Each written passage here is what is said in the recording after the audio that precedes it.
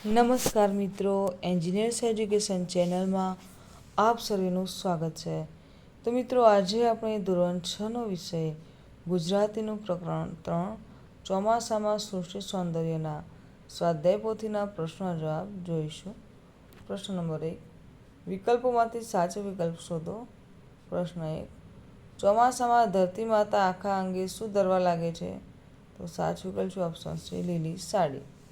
પ્રશ્ન 2, ધોધમાર વરસતા વરસાદમાં કોણ આનંદથી નહાતું જોવા મળે છે? તો સાચો જવાબ છે ઓપ્શન એ, ભેંસ. પ્રશ્ન 3, વરસાદ પછી કોનું મધુર ગાન આપણને સંભળાય છે? તો સાચો જવાબ છે ઓપ્શન ડી, નાના મોટા ઝરણાનું. આગળ જોઈએ.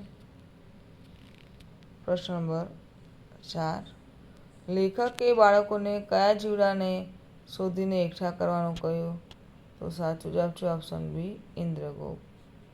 પ્રશ્ન નંબર 4, ગામડામાં કોને પૂછીએ તો તેઓ બપૈયા ક્યાં બોલે છે તે બતાવે? તો સાચો જવાબ છે ઓપ્શન ડી, ખેડૂતોને. પ્રશ્ન 6, લીમડા કે પીપળાના ઝાડ પર કોના માળા જોવા મળે છે? સાચો જવાબ છે ઓપ્શન સી, કાગડાના. પ્રશ્ન 7, ચોમાસામાં અવકાશમાં શું જોવાથી બાળકોનો હર્ષ થમાશે નહીં? તો સાચો જવાબ છે ઓપ્શન એ, ઇન્દ્રધનુષ. પ્રશ્ન નંબર 8, ચોમાસામાં નિશાળ અને ઘણા બારણા ખુલ્લા મૂકીને બાળકોએ ક્યાં ખેલવા જવાનું કહ્યું છે?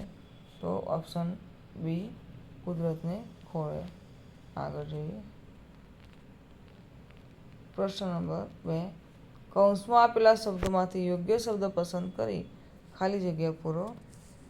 તો વાક્ય નંબર 1, દેડકા અને તમરાના તેના સ્વરોથી મેઘનું સ્વાગત દિવસ રાત થાય છે. વાક્ય નંબર 2, વરસાદથી કાયર થઈ એક બાજુ ઊભેલા ગધેડાને જુઓ. 3, ઝરણામાં પગ મૂકતા વહી જતા પાણીનો વેગ તમે માપી શકશો. વાક્ય નંબર 4, ઉનાળો અને શિયાળો બાળકોને નિશાળમાં ગાળેલો છે. વાક્ય નંબર 5, ઘાસના નવા અંકુરને નિહાળશો, તેને ચૂંટશો અને રંગો તથા રૂપો જોઈને રાજી થશો. વાક્ય નંબર 6, ચોમાસામાં બપૈયો પછી ભાગ્યે જ દેખાય છે, પણ તેનો બોલ અવશ્ય સંભળાય છે. વાક્ય નંબર 7, ખેતરમાં મોરને પોતાના મનોહર પીંછા પસારતો જોઈ શકાય છે. અને વાક્ય નંબર 8, ઇન્દ્રધનુષ જોઈને રંગોની મિજલસ કરો. આગળ જોઈએ. પ્રશ્ન નંબર 3, નીચેના પ્રશ્નોના ઉત્તર એક એક વાક્યમાં લખો. પ્રશ્ન 1, ચોમાસું ચાલુ હોય ત્યારે શું થાય છે? તો ચોમાસું ચાલુ હોય ત્યારે આકાશી વાદળો વારંવાર દોડી આવે છે. વારંવાર ગાજવીજ સાથે મેઘના જળ પૃથ્વી પર આવે છે. પ્રશ્ન નંબર 2, આકાશમાંથી વરસાદનું પાણી ગળ્યા કરતું હોવા છતાં લેખક બાળકોને શું કરવાનું કહે છે? લેખક કહે છે કે બાળકોએ ઉઠીને જાગૃત થઈને સ્ફૂર્તિ આણીને ફરવા રખડવા ઉપડવાનું છે. પ્રશ્ન નંબર 3, વરસાદની કૂતરા અને ગાયો પર શી અસર થાય છે? તો વરસાદમાં કૂતરા દોડાદોડ કરી મૂકે છે અને ગાયો અકળાઈ જાય છે. આગળ જોઈશું. પ્રશ્ન નંબર 3, વરસાદ પછીની હવાથી બાળકોમાં શું પરિવર્તન આવશે? તો વરસાદ પછીની હવાથી બાળકોમાં ઉડી જવાનું ચેતન આવશે. પ્રશ્ન 5, બાળકો ચોમાસામાં શું લાવીને મોટાને ભેટ ધરશે? બાળકો ચોમાસામાં નવા અને તાજા ઘાસ અને ફૂલોને લાવીને મોટાને ભેટ ધરશે. પ્રશ્ન 6, ચોમાસામાં ગામડામાં પાદર અને સિંહ ભણી જતા કયા પક્ષીનો અવાજ સંભળાય છે? તો ચોમાસામાં ગામડામાં પાદર કે સિંહ ભણી જતા ગીચ ઘટામાં કોયલની કૂંજનો અને બપૈયાનો અવાજ સંભળાય છે. આગળ જોઈએ. પ્રશ્ન નંબર 4, નીચેના પ્રશ્નોના ઉત્તર 2-3 વાક્યોમાં લખો. પ્રશ્ન નંબર 1, લેખકે ચોમાસામાં બાળકોને કેવા જળને જોવાનું કહ્યું છે? તો લેખકે ચોમાસામાં આસમાનેથી પૃથ્વી પર પછડાતા, એકઠા થતા અને નાની નદીમાં વહેતા જળને જોવાનું કહ્યું છે. પ્રશ્ન 2, શક્કરખોરો પક્ષીને કેવી રીતે ઓળખી શકાય છે? તો થોર, રંગ કે કોઈ ફળ, ઝાડ કે વેલ પાસે ઉડતું અને ફૂલોમાંથી મધ ચૂસતું પક્ષી જોવા મળે તો તે શક્કરખોરો છે. પ્રશ્ન 3, વરસાદ પછી ખેતરમાં જતાં શું જોવા મળે છે? તો વરસાદ પછી ખેતરમાં જતાં વાવણી કરતો ખેડૂત, ખેતરમાં ઉગી ગયેલી જુવારની હાર, ગીત ગાતા ઘુવડો, બુલબુલો જોવા મળશે. આગળ જોઈએ. પ્રશ્ન વ્યાકરણ વિભાગ. પ્રશ્ન 5. આપેલા એક એક શબ્દ સમૂહ વાંચો, તેને લાગુ પડતા વિભાગમાંથી લખી ઉદાહરણ મુજબ એકઠા કરો. તો જુઓ અહીંયા એકઠા કરેલા છે. ચોમાસાને લગતા તો શબ્દો તો જળ, ગર્જના, પૂર, મેઘ, ઇન્દ્રધનુષ અને મેઘધનુષ. 2. ચોમાસું જીવો તો દેડકા, કાનખજૂરા, વીંછી, તીડ, પાંખા, મકોડા. 3. જગ્યા કે વસ્તુની વિશેષતા દર્શાવતા શબ્દો તો લીલું, તીણું, ઝીણું, આમ તેમ, આજુબાજુ, સહજ, ધોળું, કાળું, ઝાંઝરું, તપકીર્યું, મોટું, નાનું, લાંબુ, લાંબા, ચોખ્ખું, આખું, હમણાં અને જાડું. 4. નદીને લગતા તો જળ, પૂર, રેતી, કાંકરા, માછલા, વહેતો અને છીપલા. 5. પક્ષીઓને લગતા તો શક્કરખોરો, મોર, પીંછા, કાગડો અને માળો. 6.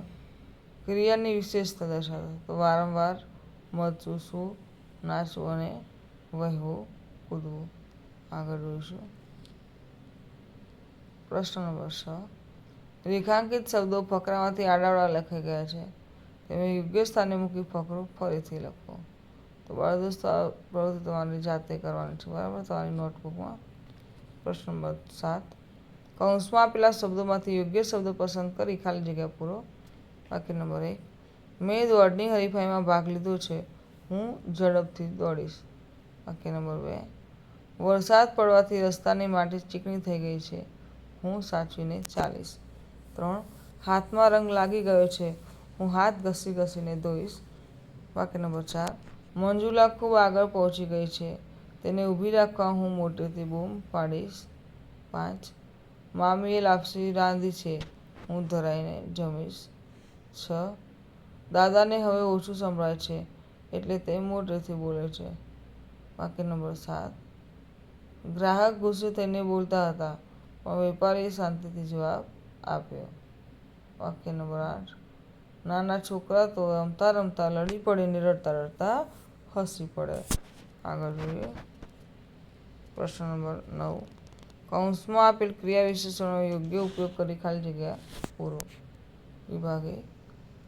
દાંતમાં સડો ન થાય તે માટે હાર્દિક સવારે ઉઠ્યા પછી અને રાત્રે સૂતા પહેલાં નિયમિત બ્રશ કરે છે. વાક્ય નંબર 2. મિનલને નવી નવી વાનગીઓ શીખવી ગમે છે, તે અવારનવાર જાતભાતની રસોઈ બનાવે છે. વાક્ય નંબર 3. મોટાભાગે તો રેખા જ રશ્મિના ઘરે જાય છે, રશ્મિ તો રેખાના ઘરે કોઈક વાર જ જાય. વાક્ય નંબર 4. નાની રિસેસ હોય ત્યારે વિદ્યાર્થીઓ થોડી વાર રમે, મોટી રિસેસમાં વધારે. વાક્ય નંબર 5. સલીમના મામાનું ઘર નજીક છે, તે તો મામાને ત્યાં વારે ઘડીએ પહોંચી જાય. વિભાગ B જોઈએ. કેળાની છાલ પગ પર આવતા તે કાંઈક લપસી પડે. વાક્ય નંબર 2. તમે મને બહાર ફરવા ક્યારે લઈ જશો? વાક્ય નંબર 3. પાણીની ટાંકીની અંદર શું પડે છે? વાક્ય નંબર 4. તમે મને કેમ જાણ કરીને? વાક્ય નંબર 5. હમણાં હું તારી સાથે વાત નહીં કરું. વાક્ય નંબર 6. અત્યારે આપણે એને ત્યાં ખબર કાઢવા જઈ આવીએ. વાક્ય નંબર 7. ત્યાં ઊભું છે તે કોણ છે? અને વાક્ય નંબર 8. તમે મને કાલે અવશ્ય ફોન કરજો. પ્રશ્ન નંબર 10 જોઈએ. કૌંસમાંથી યોગ્ય શબ્દ પસંદ કરી સરખામણી કરો. મસૂર એટલે મોતી જેવી, લખોટી કે મોતી જેવી આંખ, તો મોતી જેવી આંખને કહેવાય. 2. કૂતરા, કાગડા અને બિલાડીના બચ્ચા જેવી નીંદર, તો આમાં અલગ પડતો શબ્દ છે કૂતરા જેવી નીંદર. 3. ઢીંગલા, ચાંદા, ગુલાબ જેવું બાળક, તો ગુલાબ જેવું બાળક. રાવણ, કુંભકર્ણ, રાક્ષસ જેવું મોઢું, તો રાક્ષસ જેવું મોઢું. મસોતું, નેપકીન ને ગાભા જેવો રૂમાલ, તો મસોતું જેવો ગાભા જેવો રૂમાલ. આગળ જોઈએ. પ્રશ્ન નંબર 11. નીચેના શબ્દોની જોડણી સુધારીને લખો. તો જોડણી સુધારીને અહીંયા લખેલી છે. ગાજવીજ, ગર્જના, સ્વર, ઝીણા, સ્ફૂર્તિ, સૌંદર્યતા, ભૂશિર, ક્ષિતિજ, નિર્દોષ અને સામુદ્ર ધુને. આગળ જોઈએ. પ્રશ્ન નંબર 12. નીચેના શબ્દોના બબ્બે સમાનાર્થી શબ્દો લખો. તો વરસાદ એટલે પર્જન્ય, મેઘ. પાણી એટલે જળ, નીર. ઝાડ એટલે વૃક્ષ, તરુ, પથરો એટલે પાષાણ, પહાણ, અને જરા એટલે લગીર, સહેજ. આગળ જોઈએ પ્રશ્ન નંબર 13. નીચેના શબ્દોના વિરુદ્ધાર્થી શબ્દો લખો. કાયર તો બહાદુર, બહાર તો અંદર, બાંધેલી તો છૂટી, નિર્દોષ તો સદોષ, એક તો અનેક અને હર્ષ તો શોક. પ્રશ્ન નંબર 14 જોઈએ. શબ્દ સમૂહ માટે એક શબ્દ લખો. 1. જમીનની સમુદ્રમાં આગે સુધી ગયેલી સાંકડી પટ્ટીને કહેવાય ભૂશિર. 2. બે સમુદ્રોને જોડનારી સાંકડી પટ્ટીને કહેવાય સામુદ્ર ધુની. 3. જેની 3 બાજુએ પાણી હોય તેવો જમીનનો ભાગને કહેવાય દ્વીપકલ્પ. 4. આંખને પૃથ્વી આકાશ સાથે મળતી જણાય એ કલ્પિત રેખાને કહેવાય ક્ષિતિજ. 5. ચારે બાજુએ પાણીથી વીંટળાયેલી જમીનને કહેવાય બેટ. 6. પાણી જવાનો રસ્તોને કહેવાય નીક. 7. વાદળોની ગર્જના અને વીજળી એટલે ગાજવીજ. રાત્રે 3 અવાજથી બોલતું જીવડું તો તમરું. અને 9. ચોમાસામાં થતું એક જીવડું તો ઇન્દ્રગોપ. આગળ જોઈએ પ્રશ્ન નંબર 15. વર્ણ સામ્ય ધરાવતા શબ્દોના અર્થ આપી વાક્ય પ્રયોગ કરો. 1. ચોમાસું નામ, ચોમાસાની ઋતુ, ચોમાસું વિશેષણ અને ચોમાસામાં થતું. વાક્ય પ્રયોગ. ચોમાસું 4 માસનું ગણાય છે. બીજું વાક્ય. આ વર્ષે ચોમાસું પાક સારું થયો. આગળ જોઈએ